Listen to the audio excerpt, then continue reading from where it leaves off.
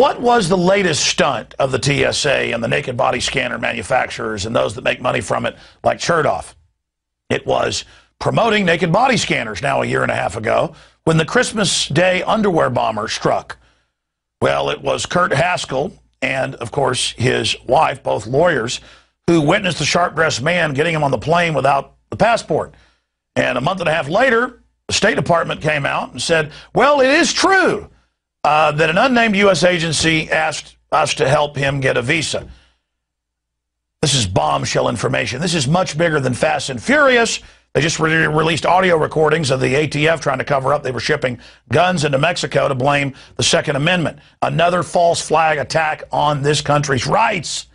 And this is the guy, in the face of media scrutiny and the FBI visiting him and the media saying, oh, this Haskell guy, you know, he's off in left field. Well, it all turned out to be true, and then other witnesses stepped forward on the other issues. So with us is Kurt Haskell to look at the aftermath of how this has been used to further chop America up, basically, and turn it into a police state because, well, the trial of the underwear bomber, and Mr. Haskell's a lawyer, so he can speak to this with some expertise, has now just gotten ready to begin.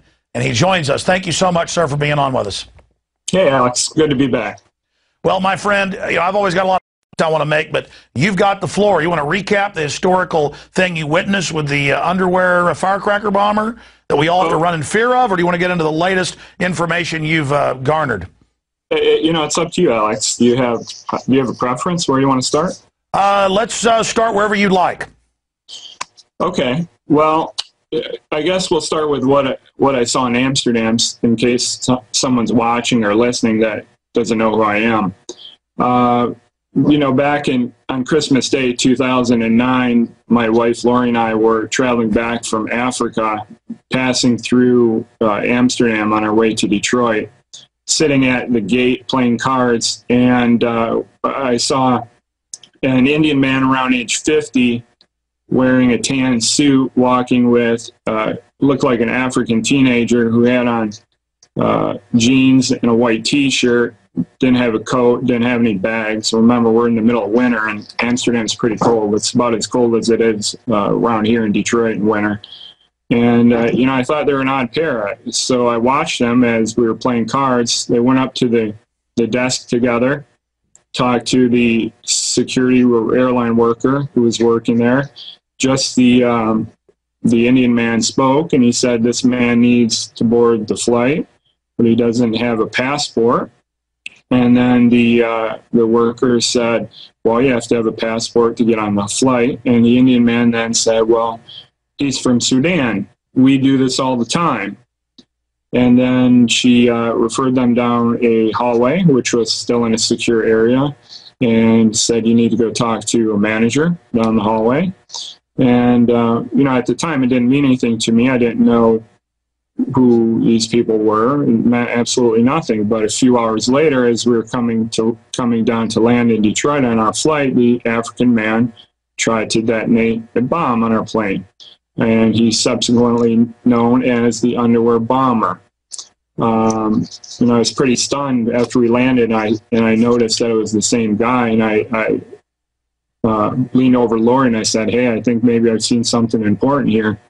And right after we got off the plane, the first chance I got, I told the story to the FBI, and I've repeated it hundreds of times since. And obviously the media doesn't want to cover it. The government doesn't want to hear it. And, you know, I've been stonewalled by everybody pretty much, except you and a few other people in the media that want the story out there. But, you know, that's what has gotten me known, and that's why you want to talk to me, I'm sure.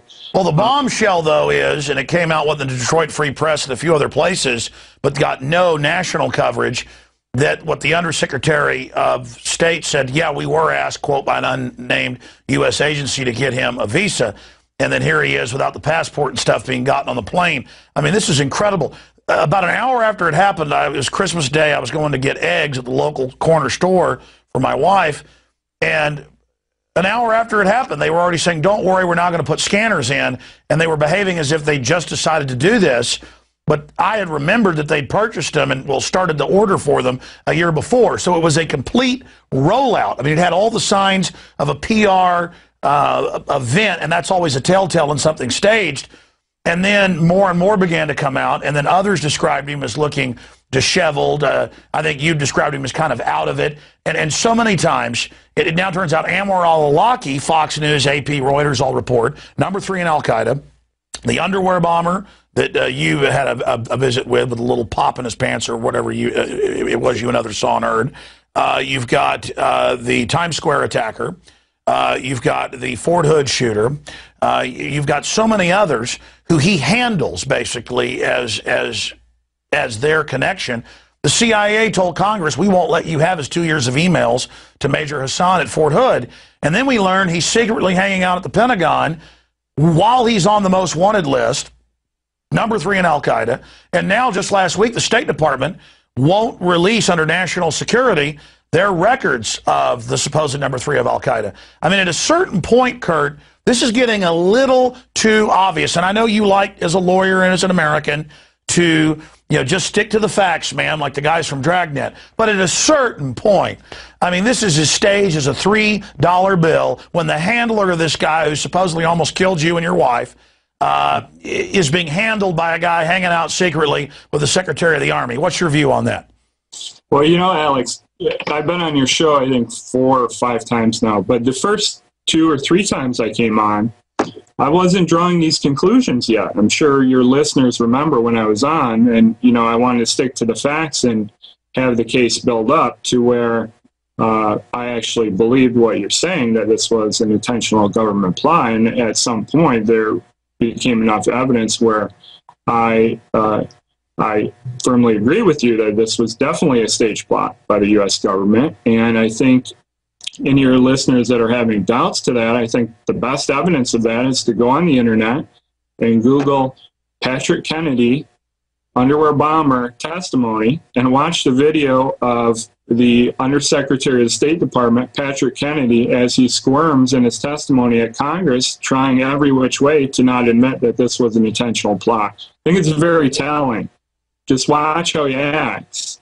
It's obvious he's trying to hide what we all know, those of us that are paying attention, that this was a staged plot by the U.S. government, and there's a lot of evidence that supports that. Not a staged plot with a bomb, but with a defective bomb. There's a lot of evidence that this bomb could not have even detonated because it lacked a blasting cap. And I've had discussions with I'll call him Umar, the underwear bomber, his standby attorney, Anthony Chambers, who has indicated to me and even made a statement to the Detroit Free Press in December 2010 that the own experts the government has hired have indicated to him that the bomb could not have exploded, that it was impossibly defective. So how do you justify that with the supposed story of what happened, that he flew to Yemen, had this bomb sewn in his underwear, traveled back to Nigeria, to Amsterdam, to Detroit, or whatever. We've seen this footage they've released where he's got the hood on, and it looks like bad 70s or 1980 Empire Strikes Back with Obi-Wan Kenobi when he's the ghost. I mean, it's flickering, put into the black. I mean, we're video people, and it's pretty easy to see that that's fake.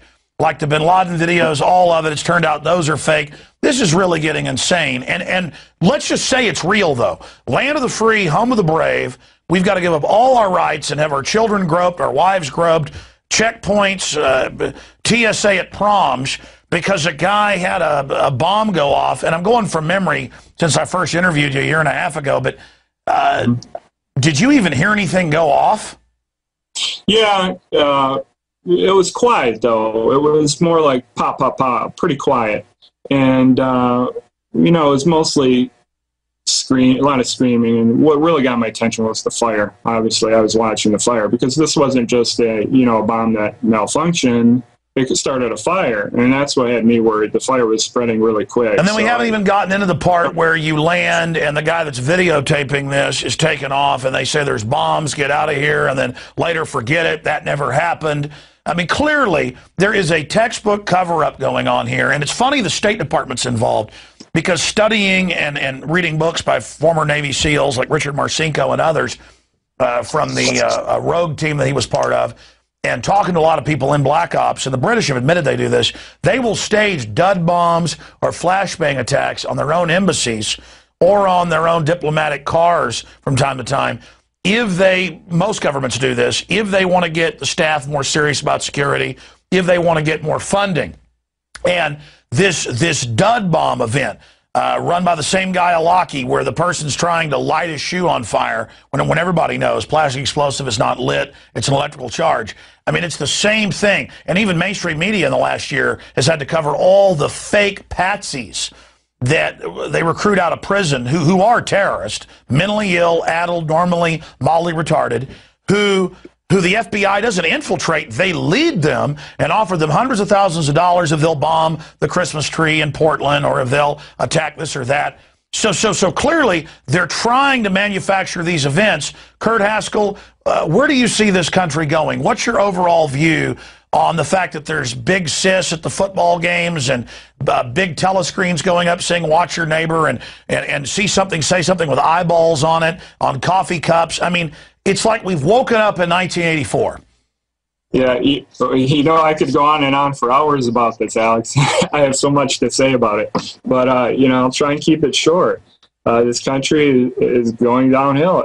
It's time to leave this country. It's only going to get worse. Voting's not going to make it better. Those of you that are holding out for Ron Paul to win the presidency, forget it. It's not going to make a difference even if he wins. This country is not going to change. It's gone too far unless... I'm not calling for this, but I'm saying the only thing that would stop it would be an overthrow of the government, in my opinion. This country is too far gone, keeps getting worse and worse all the time. There's no stopping it. The media is complicit. Everyone in the government is complicit. It's a complete disaster. And speaking of the NFL, interestingly enough, I didn't know TSA was getting involved in the NFL, and I actually had tickets and went to the game Sunday. Kansas City Chiefs versus Detroit Lions, and I got there 17 minutes before kickoff, and I didn't get in before kickoff because of all the pat-downs that were going on. Oh. I was kind of excited. I missed about the first 5 minutes of the game.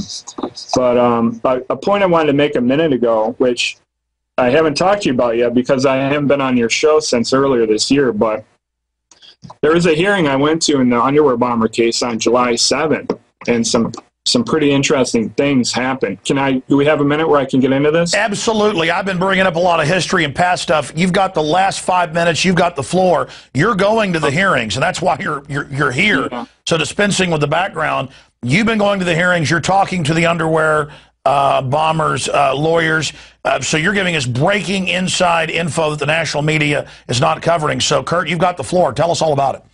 Yeah, I figured that out. I started going to hearings, and then I would read the press reports about the hearings, and they would be totally different than what I would see at the actual hearing. And one of them was on July 7th. It was a hearing. This hearing was scheduled because the standby attorney, Umar's standby attorney, asked to delay the trial. And he asked to delay the trial because he said he was just before, and this would have been in June, so we're talking 18, 19 months after the bombing. He was just given a great deal, what he called the most significant evidence of the case. And he asked for some additional time to go through and hire experts and to delay the trial, which is set for a few days from now, starting October 4th. But he then went on to describe the evidence he was just given. And I think it's pretty interesting. If you think about what my theory on the case is, that an undercover agent from the U.S. government gave Umar an intentionally defective bomb and escorted him through security. That's what really happened here. So keep that in mind with what the evidence was that he was given at the last minute. A copy of Umar's passport. He was given a disc containing a chemical analysis of the bomb. Airport security video and audio. 4 discs of DNA analysis. I'm not really sure of what, but that's what he said. And then the last one was a witness statement from I'll go over this slow because it's kind of confusing, a Dutch non-law enforcement citizen, government profiler, who talked to Umar during the time in question. So what I make out of this, Dutch, okay, non-law enforcement, okay, government profiler, kind of weird, who could this be? Psychologist. during the time in question. I think this is the sharp-dressed man, and I think the sharp-dressed man was a person at the airport. In Amsterdam, they have an additional level of security, that being a security interview of some sort after you go through, metal detectors. That's Israeli style, isn't it? Yeah.